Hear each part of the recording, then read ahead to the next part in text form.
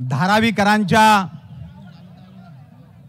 घराच्या मागण्यांच्या संदर्भात या ठिकाणी शिवसेना आणि सर्व राजकीय पक्षांच्या वतीने या ठिकाणी जो विराट मोर्चा या ठिकाणी आता आलेला आहे, त्या मोर्चांचे मुख्य मार्गदर्शक सन्माननीय पक्षप्रमुख उद्धवजी ठाकरे साहेब, आदित्य ठाकरे साहेब, व्यासपीठावरील शिवसेनेची सर्व मान्यवर मंडळी, शिवसेनेचे खासदार, शिवसेनेचे आमदार, शिवसेनेचे सर्व पदाधिकारी आणि धारावीकर बांधवांनो, भगिनींनो आणि मातांनो,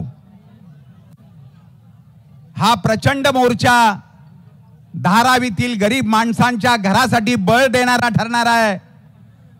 हा प्रचंड मोर्चा धारावीकरांवर जो अन्याय होतोय, विकासाच्या गोंडस नावाखाली धारावीतल्या लोकांना धारावीच्या बाहेर हाकलायचं, त्यांच्या झोपड्या तोडायच्या, त्यांना पर्यायी जागा द्यायची नाही आणि एक षडयंत्राचा भाग म्हणून अदानी आणि अंबानीच्या घशात ही सर्व धारावीची जागा घालायची, त्या दृष्टीने आमचा विकास करण्याचा जो प्रयत्न होतोय, तो विकास म्हणजे धारावीकरांबरोबर बेईमानी आहे, धारावीकरांची फसवणूक आहे।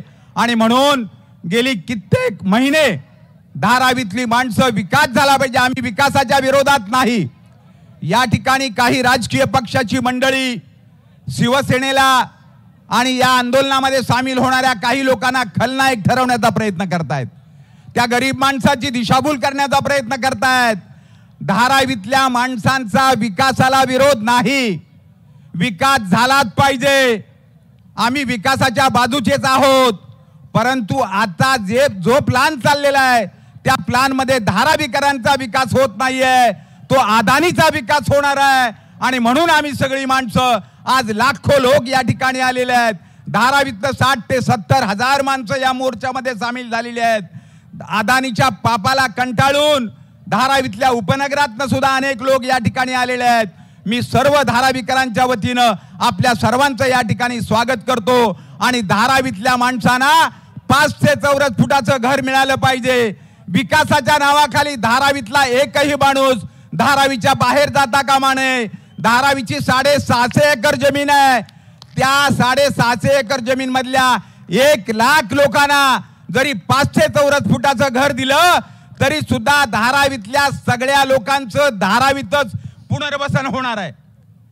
300 एकर जागा अदानीला वापरायला मिळणार आहे आणि 650 पैकी 50 एकर जागेमध्ये धारावीमध्ये आम्हाला इन्फ्रास्ट्रक्चर द्या, धारावीमध्ये मोठे कॉलेज बनवा, शाळा बनवा, धारावीतले रस्ते रुंद करा, धारावीमध्ये चांगली मैदानं द्या, धारावीमध्ये चांगलं हॉस्पिटल बांधा, धारावीसाठी स्वतंत्र वॉर्ड ऑफिसर नेमा।